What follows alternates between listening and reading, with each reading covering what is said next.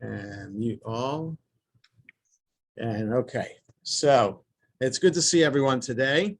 Those who wanted to be on Monday for Journey Through the Jewish Year, I apologize for canceling at the last minute, but I'm glad to be able to be here today for our Torah study. So we have a jam-packed portion, Lech, Lecha, and let me actually begin with the blessing for Torah study. Baruch atah Adonai Eloheinu melech haolam, asher kitshanu b'mitzvotav v'tzivanu la'asok b'divrei Torah.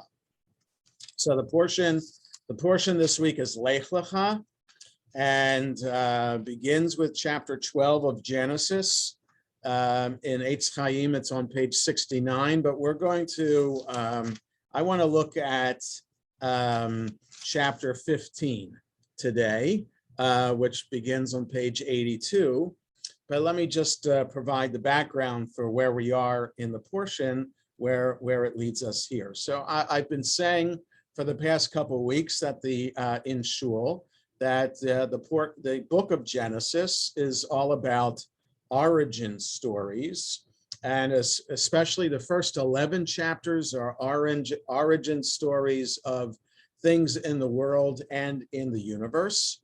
And chapter 12, now from chapter 12 until the end of Genesis, this is the origin story of the Israelites who become the Jewish people. So just a note there, a semantic note.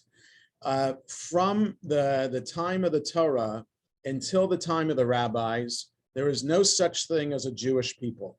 The rabbis invented the concept of Judaism and the Jewish people. Until that time, we were known as Israelites or even Hebrews, okay? So there is, historically, I make a distinction between Judaism and Israelite religion because there is a marked difference between how the Torah describes the worship of God, that is through the bringing of sacrifices either to the tabernacle, the Mishkan, or to the temple in Jerusalem, and a shrine-centered religion with sacrifices is what the Israelite religion is all about. Whereas the rabbis who provided an alternative to the temple, so the beginning of the time of the rabbis, around the 1st century BCE, the rabbis lived at the same time that the temple existed. So for 100 years or so, the rabbis were offering an alternative for the people who couldn't make it to the temple in Jerusalem. There are other things to do in order to worship God and to be Jewish. And so the rabbis provided the transition from Israelite religion to Judaism as we know it. So when we say that Abraham and Sarah, as we meet them in this portion, Lech Lecha, were the founders or the original couple of the Jewish people, well, yes and no. So technically speaking, they're the founders of the Israelite civilization that later in the time of the rabbis becomes the Jewish people. I know it might sound that it's all semantics and what's the big deal, but there is a difference because the system, when we think of Judaism today, I think we think of what are some of the words that come to mind when someone says Judaism? So you might say keeping kosher, you might say keeping Shabbat, you might say going to synagogue. Well, those three things, well, the third one, going to synagogue, is not in the Bible at all. There's no concept of synagogue at all in the Bible. So if we think of Judaism as synagogue, well, it's not in the Bible. And kashrut and Shabbat, well, they're in the Torah, but not to the extent that we observe them today. There's no lighting of candles in the Torah. There's no law about not carrying on Shabbat. There's no law about not mixing dairy and meat together when eating. So these things, these three basic things, kashrut, Shabbat, and synagogue, when we think about Judaism, are all interpretations developed by the rabbis in their formation of Judaism. Okay, so that being said, I just like to keep that distinction in mind, and I always like to point it out, just so that we understand that the Judaism that we celebrate today is based on the Torah, but is not found entirely in the Torah. Okay, the portion Lecha. So the origin of the Israelite civilization, as presented here, God speaks to Abram and Sarai. Their names change at the end of this portion. God speaks to Abram and Sarai. They're in Haran. And we're told at the end of last week's portion that Terach fathered Avram and two other siblings. And they were in Ur Kasdim, wherever that is, we don't know. And they traveled to Haran, which we think we know is in an area of northeastern Syria today, part of probably the top of what's known as the Fertile Crescent. Scholars refer to an area that is from between the Tigris and the Euphrates rivers. If you could picture in your mind's eye where Iraq meets the Persian Gulf, that's where the Tigris and the Euphrates meet, kind of at almost to the point of a V at the bottom here, and they meet at the Persian Gulf. So if you make a semicircle, follow the Tigris and the Euphrates all the way up into northern Iraq, into Turkey and Syria, and then down into Israel, that's what's called the Fertile Crescent. And it's an ancient route that people would travel in ancient times. And the Fertile Crescent, because those rivers provided the irrigation necessary for farming, and then down through the mountains into Israel with the Jordan River, so that makes this Fertile Crescent. So they're at the top of the crescent, the top of that semicircle where Haran is, and God speaks to Avram and Sarai there, and tells them to go to the land that God will show them, which is the land of Canaan, which later is the land of Israel. So Avram and Sarai go, and then the other things happen in the story, which we'll get to at some other point in another year's classes of Torah study, but I want to focus on something that happens in chapter 15, which serves as an important milestone in what we know as the origin story of us, of our people, and where God, not only did God provide cryptically a promise to Avram and Sarai that they would be founders of a great people, here in chapter 15, the details are given. But how the details are given is quite unusual and strange. And so let's take a look. So chapter 15, we're on page 82 in the Eitz Chaim, or whatever edition of Chumash you have. Look for the fifth aliyah, and it's the middle of the fifth aliyah. Chapter 15, Achar hadvarim ha'ela. Our translation says sometime later, but I'm going to translate literally. After these things, or after these matters occurred, Haya devar Adonai el Avram.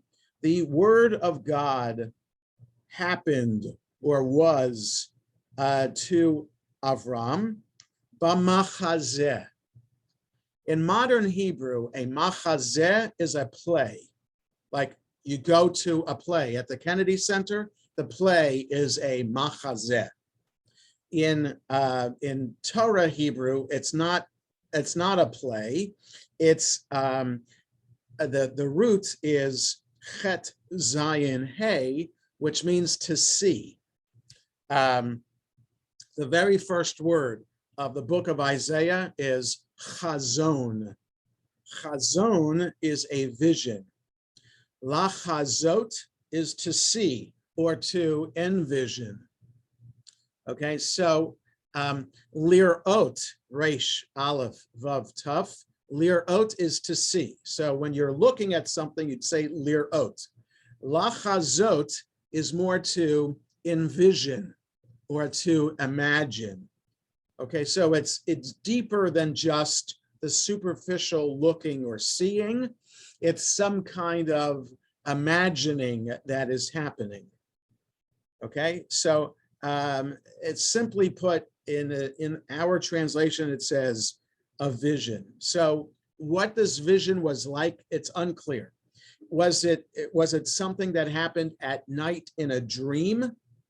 Was it something that happened in daylight and while Abraham was awake, and somehow some seizure happened? Like, in other words, he stopped moving because some mirage or some kind of ecstatic vision is taking place? We don't know. So in this kind of vision, God's word appears to Abram, lemor, saying. So this is what the word was saying. Al tira, Avram, don't fear, Avram. Anochi magen lach. I will protect you, or I will be a shield for you. Secharcha harbe ma'od. Your reward will be very great. What is Abram afraid of? Why is God telling Abram not to be afraid? Keep that in mind. See, okay. Verse 2. Vayomer Avram, God, Abram said, Adonai Elohim. So this is an important point. No, not an important point. This is a side note. When the word Adonai, Aleph, Daled, Nun, Yud, appears right next to Yud He, Vav He, instead of pronouncing the word, both words Adonai, Adonai, the second, the Yud He, Vav He, is always pronounced Elohim. The tradition is not to say Adonai, Adonai 2 times in a row. The only time we do Adonai, Adonai 2 times in a row is when we take the Torah out of the ark on holidays. Adonai, Adonai, El Rachum V'Chanun. That's the only time we say Adonai twice in a row like that. Every other time, it's pronounced Adonai Elohim. The tradition is not to pronounce God's name twice in a row because that would potentially lead to thinking that there are 2 gods. Okay, so the punctuation mark, the vowels in Eitz Chaim help us in understanding how to pronounce the Yud He Vav He. Because if you look here, I'm not sure what it looks like in the Hertz, but here in the Eitz Chaim, after Adonai, Aleph, Daled, Nun, Yud, is Yud He Vav He. Under the Yud is the the 3 dots with the 2 dots next to it. So you have the if I don't know why there's no dot on top of the Vav, but there should be, and a dot under the Vav, the E sound. So that is the hint that it's Elohim. Okay, so you got the vowels for the word Elohim under the letters Yud He Vav He. Okay, so that's a trick. It happens a lot in the Haftarahs that are recited in Isaiah, a lot in Ezekiel. It happens a lot, and sometimes it's even reversed. No, one time it's reversed, where Elohim, it would be Elohim Adonai instead of Adonai Elohim. Okay, so that's just a side note. Adonai Elohim, God, Matitainli, what could you give me? Va'anochi holech ariri. Right, so God just said your reward's going to be great. Abram said, what can you give me? Here I am going naked or childless. Uven meshek beiti, and the one in charge of my household. Ben meshek beiti. Meshek in modern Hebrew is like market.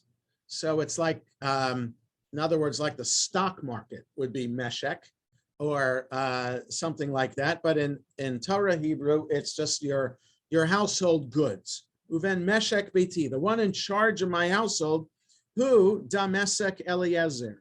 His name is Damesek Eliezer. He's the one in charge of my house. He's like, he would take over in case I die. Vayomer Avram, and Avram goes on. Hainli lonatata zara. You haven't given me a descendant. V'hinei ven beiti yoreshoti, and here my my steward would inherit for me. V'hinei devar Adonai elav lemor, and now the word of God came to him saying, Lo yirash chazeh, this one is not going to inherit after you. Ki'im asher yetzei mime'echa, rather one that will be the fruit of your loins. Hu yirashecha, that one will inherit from you. Vayotzei oto hachutza, God took him outside. We don't know how, but God took him outside, or I would translate it, took him outside, as opposed to led him outside. Vayotse, it's more of an active taking out. So God took him outside, Vayomer, and said, Habetna hashamayama, look, please look up to the sky, or to the heavens, Usefor hakochavim, and count the stars. Im tuchal lispor otam, if you can count them. Vayomer lo, and Abram said to him, God said to him, Ko yihye zarecha, such will be your descendants. Okay, so God takes him out. So Abram complains, I only have a guy who's in charge of my household. I have no children. And God said, don't worry. The guy in charge of your household is not going to inherit. You're going to have a child of your own. Remember, the last time we knew how old Abram was, he was 75 years old. Time has elapsed, and he's older than that now. Unusual. Now, if we look at the generations from Adam to Noah, people were fathering children at 100, 200, 300 years old. But at this point, ages are a little bit more normal. From Noah to Abram, you don't have any 900-year-old people. Noah was the oldest one, dying at 600 something. The ages were more 100 something when people were dying. So here he's quite old, even for the Torah's, by the Torah's standards. And God is saying, don't worry, you're going to have a child who is the fruit of your loins.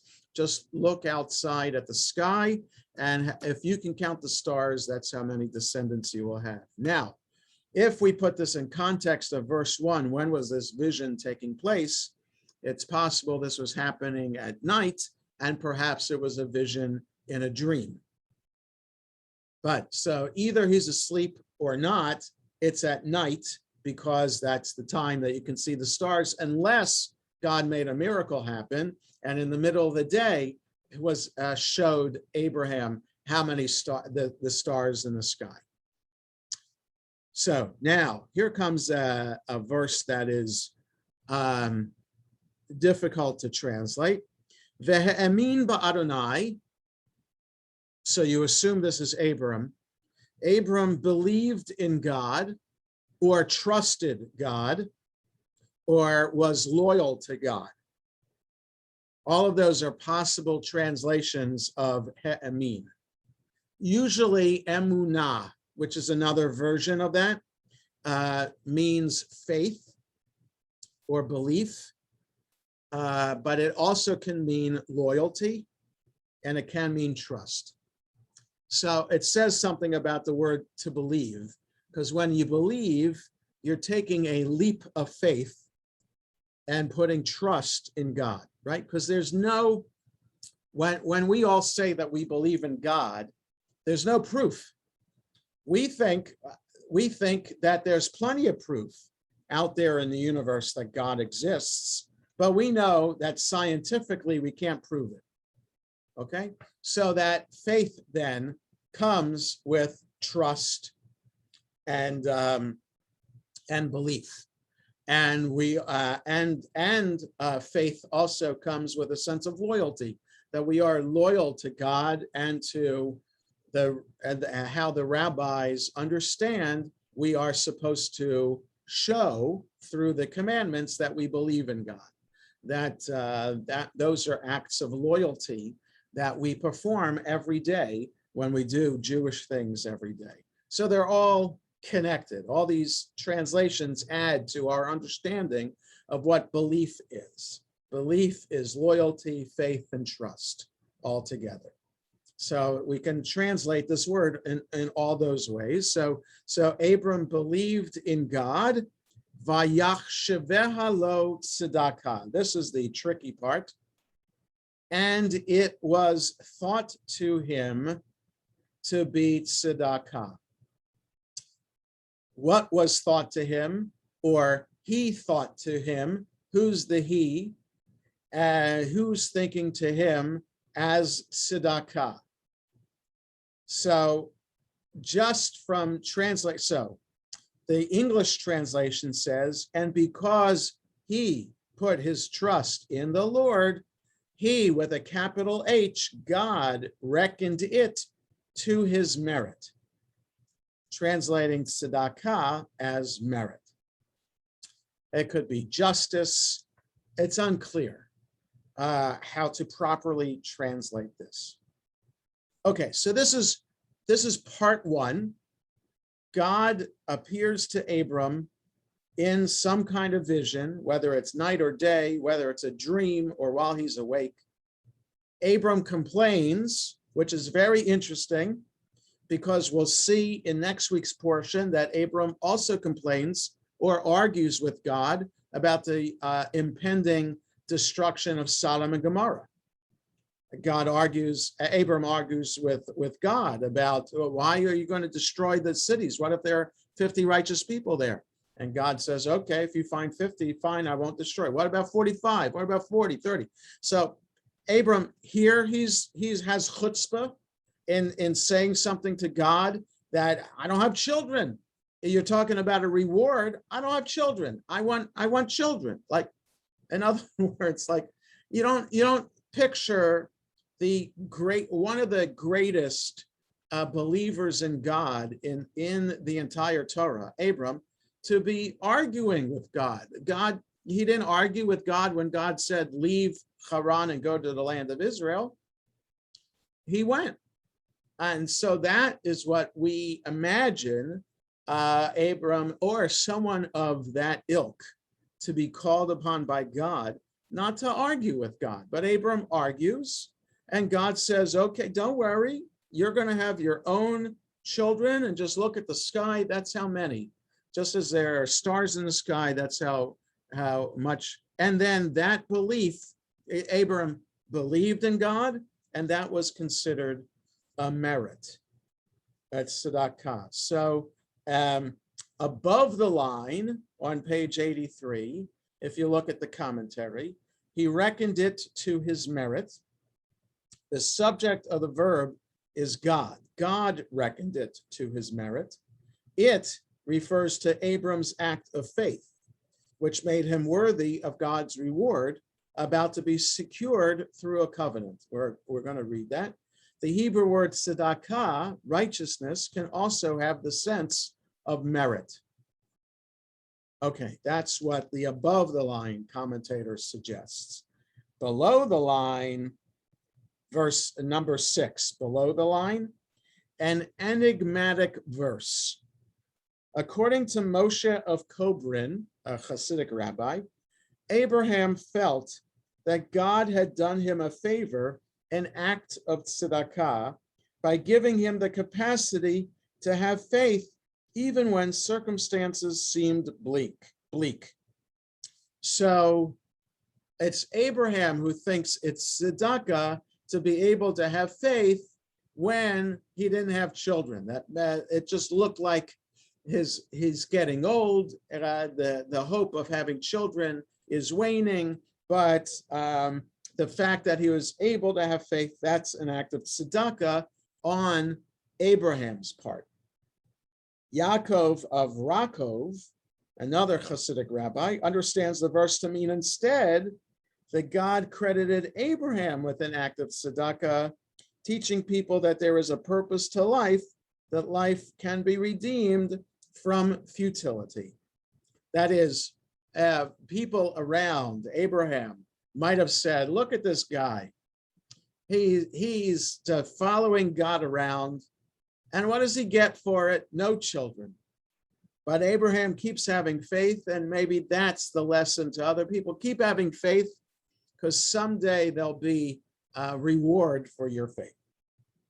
Or we might understand Abraham's putting his trust in the Lord to mean that he gave God the benefit of the doubt, believing not only in God's existence, but in God's reliability, even when circumstances might have led him to think otherwise. The only thing we can do for our God, the only thing for which God depends on us, is to hold on to our faith, even when things do not go our way. This is Abraham's and our tzedakah to God. So that's, so this is the true test when enduring a crisis in life or enduring a life without blessing. The capacity to still have faith that things can change, that it takes great spiritual courage and fortitude. And that is a sense of what perhaps Abraham is exhibiting here. Okay, so interesting ideas about this Abraham's faith here, which also is foreshadowing what will happen in next week's portion too, when Abraham brings Isaac up the mountain to sacrifice him upon God's command. That this total faith in God and belief that everything will be okay. Okay, so now we have how God will show Abram how God will be good to God's word. So we continue with verse 7. Vayomer elav, ani Adonai. So he said to him, I am Adonai, asher hotzeiticha me'ur kasdim, who took you out of Ur Kasdim, latet lacha et haaretz hazot, to give you this land, lerishta, as an inheritance, or as a legacy, or as a possession here. But more technically, literally, it's an inheritance. I brought you out of Ur Kasdim to give you this land as an inheritance. Vayomar, and he said, Adonai Elohim. So God, Abram says in response, Adonai Elohim, my God, Bama Eda ki irashena. How will I know? Like, what's the proof that I am going to inherit this land? Right? In other words, you're telling me that this land is mine, but how am I going to prove this to other people around that this land is mine?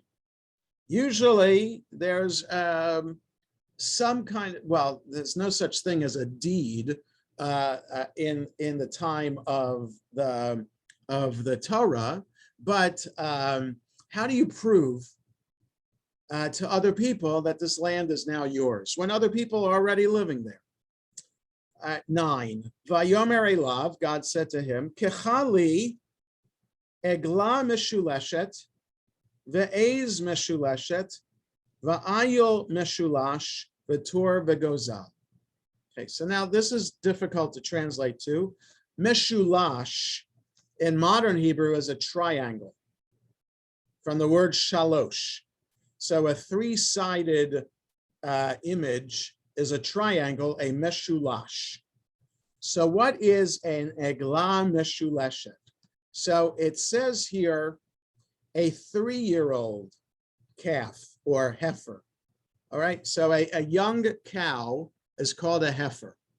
So an eglah meshuleshet means apparently a 3-year-old. And there's no debate about that in the commentary. Usually, the more usual way to say a 3-year-old would be eglah bat shalosh shanim. That's how you would say it. Like, in other words, how old are you?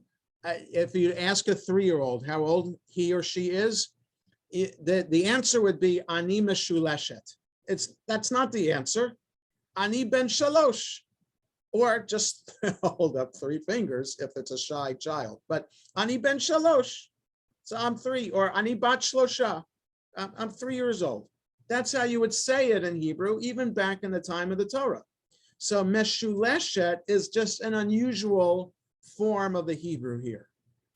Okay, but the understanding from our translation and also the commentary is so God says, take for me, kechali, take for me a 3-year-old heifer, a 3-year-old goat, she-goat, and a 3-year-old ram, and a turtle dove, and a young bird.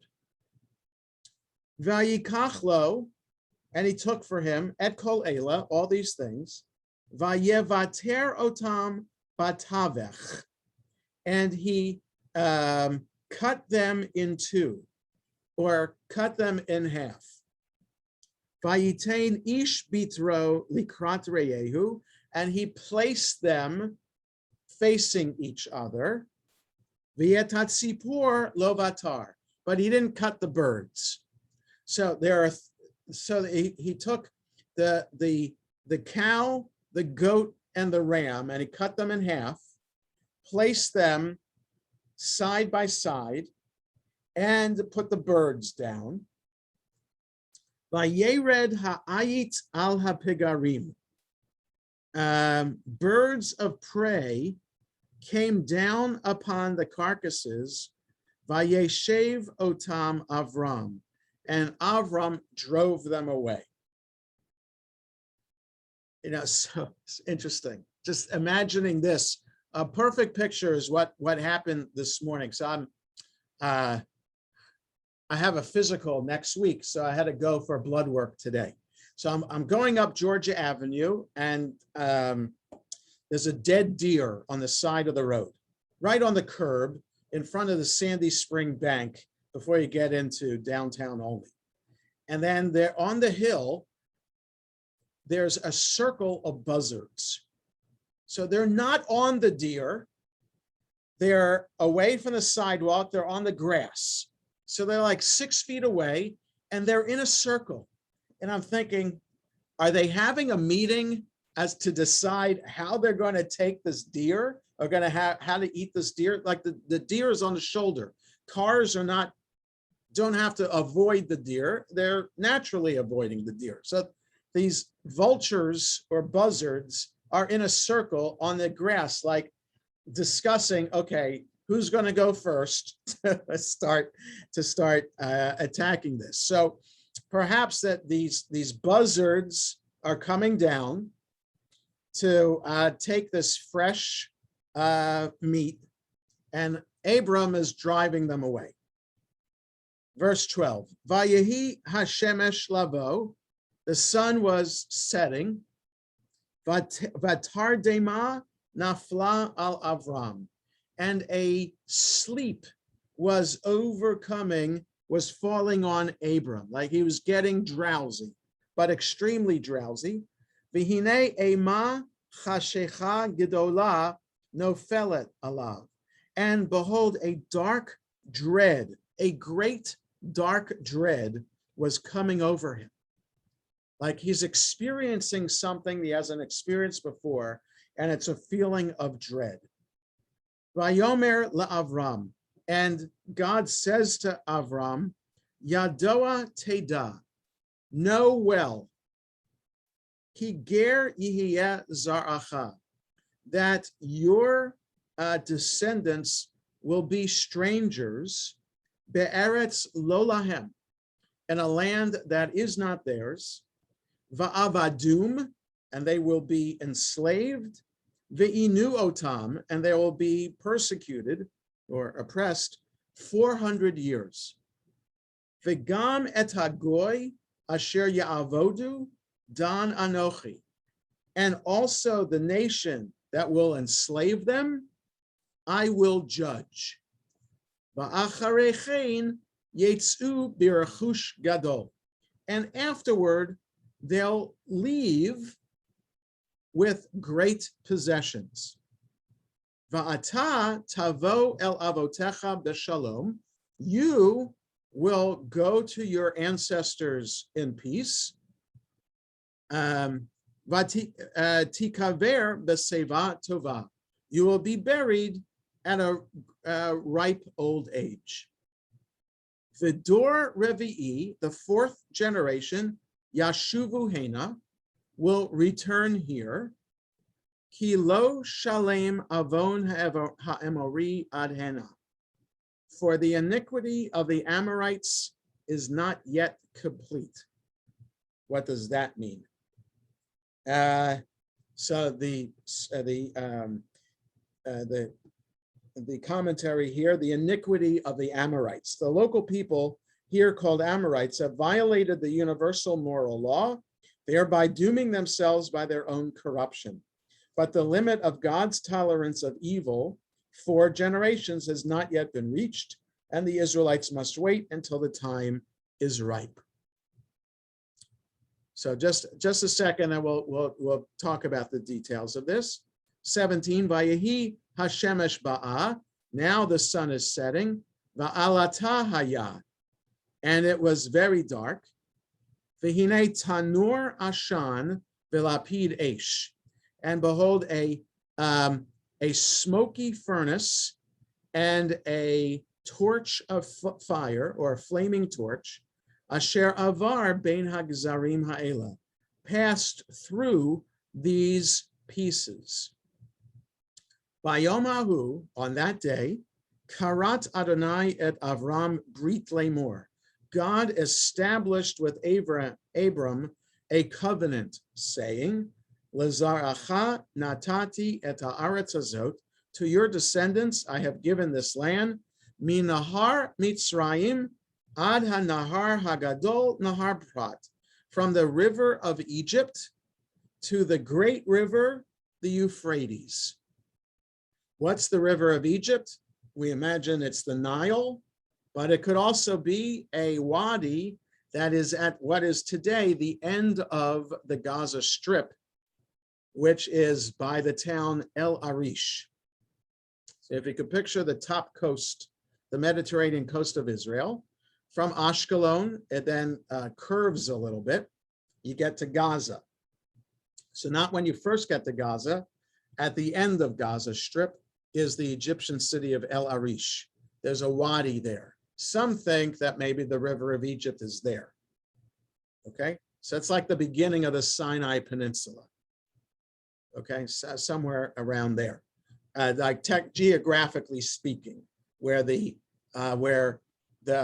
Israel proper, like if you picture the map of Israel, where the diagonal of Israel from the Mediterranean all the way down to Eilat, that diagonal separates the Negev from the Sinai. So right at the top at the Mediterranean is this Wadi El Arish. So some people think that's the river of Egypt, which is the border. And then the Euphrates is beyond Damascus in eastern Syria.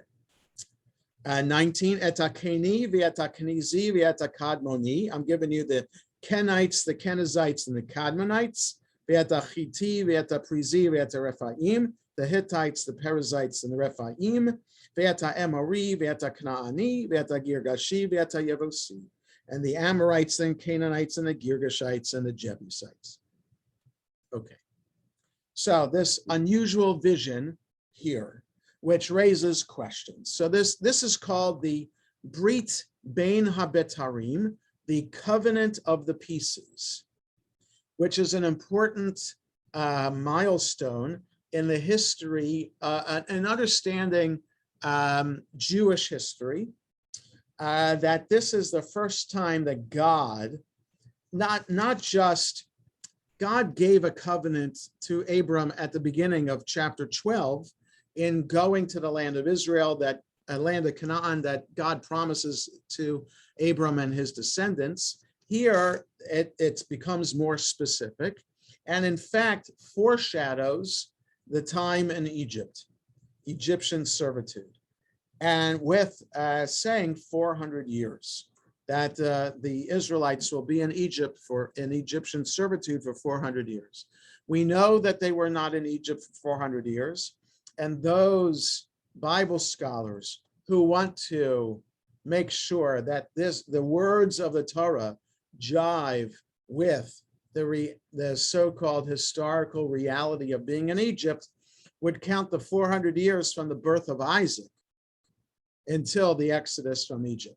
That's 400 years. So that's possible when we know that they were just in Egypt from Joseph until Moses was 200 years. That's what scholars think. So that's only one aspect here. If we take the Torah literally, that this is God's word, then we have no problem with this, because if God wrote the entire Torah, then okay, so God is foreshadowing here what is to happen later. But if we think people wrote the Torah, then it's possible that this covenant was written after the fact. That, in other words, the Torah could have been written at a time when Israel was already, the people of Israel were already in the land of Israel, ruled by King David, and to try to come up with an origin story as to how the Israelites got there, perhaps this was written after the fact to kind of provide the story to prove to people, oh, well, we have this story that proves that we were going to end up here like this. And here's the story that we have that proves, in air quotes, that we've been here all along. I'm not saying this to deny any kind of sanctity to the Torah or any authenticity to the Torah.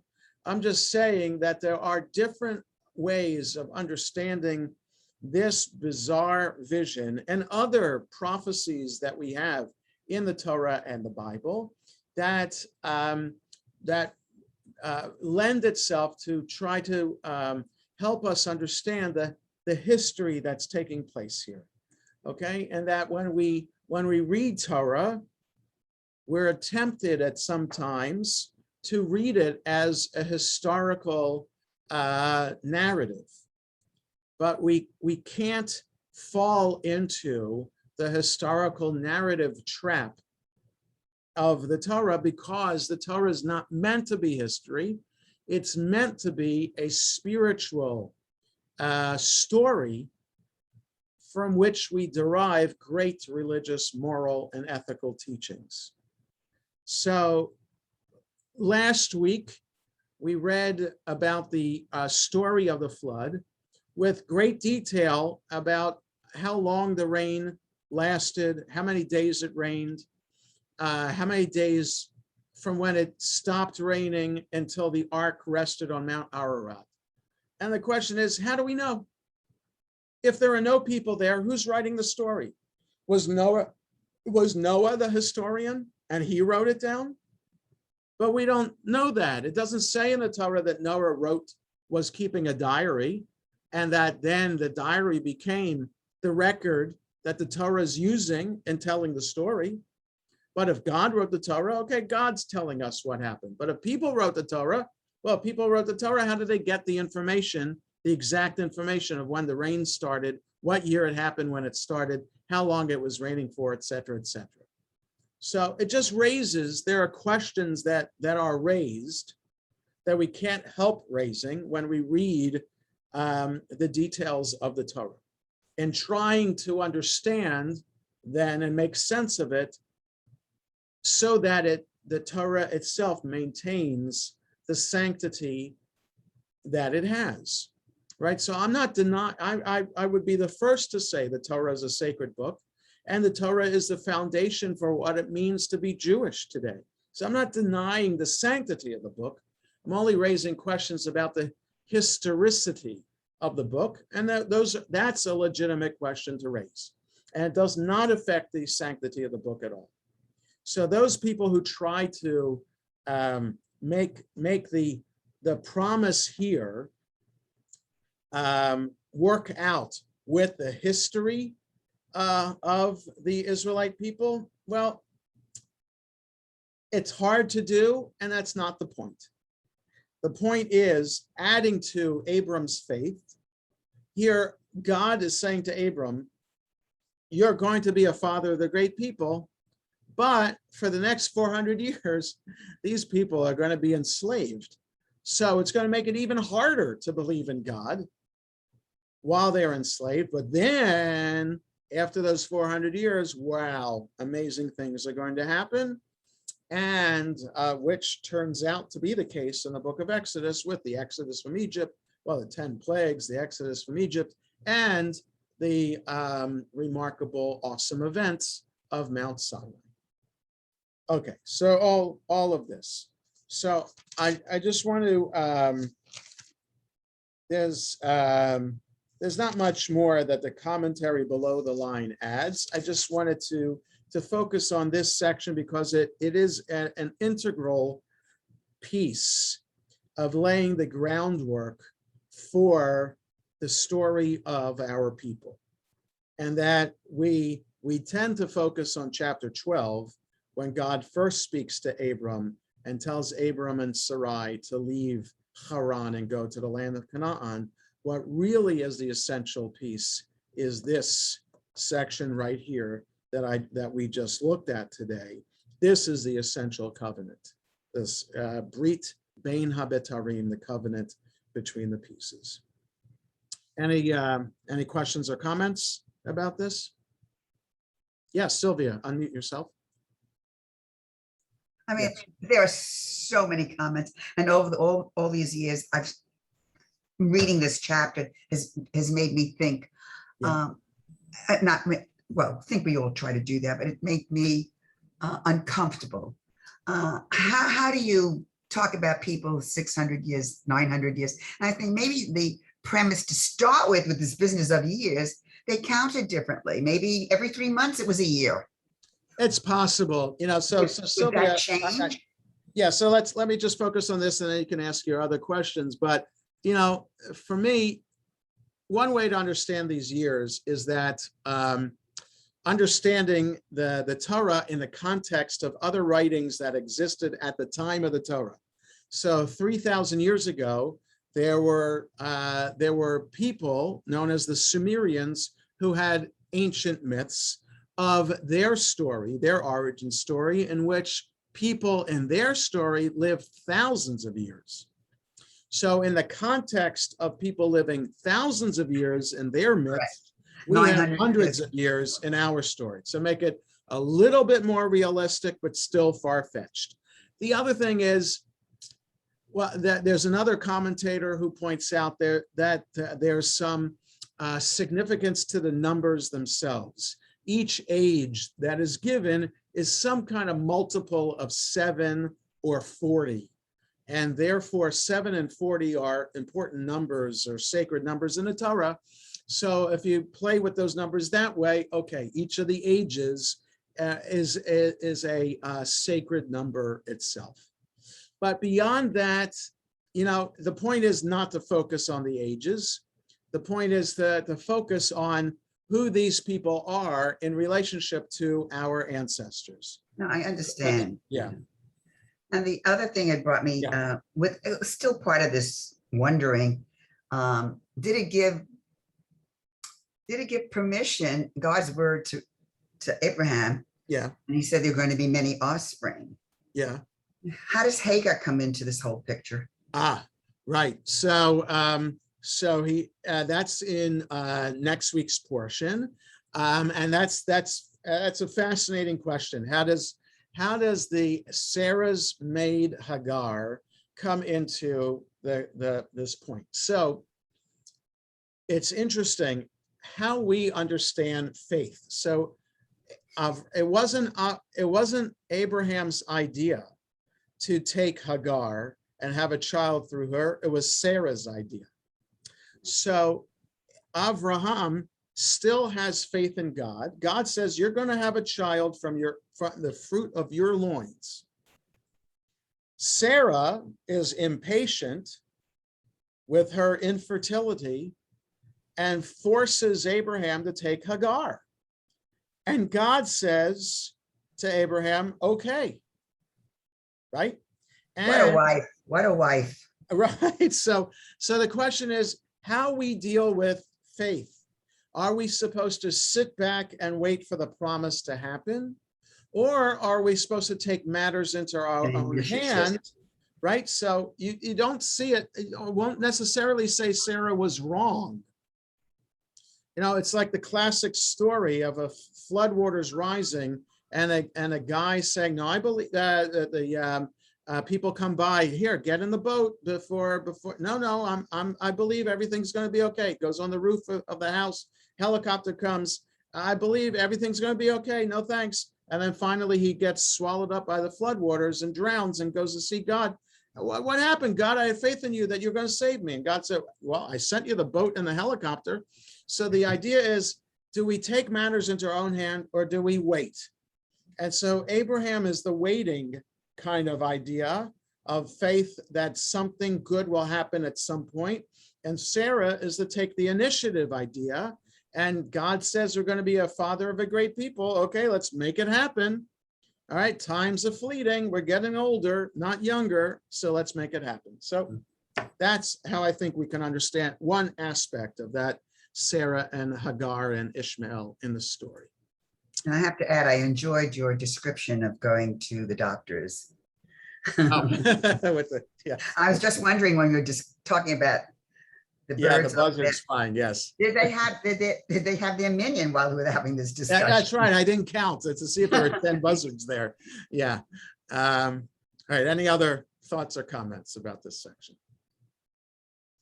All right, then we'll stop here for today. Hope everybody has a good day and a good rest of the week. Stay healthy, everybody. Thank you.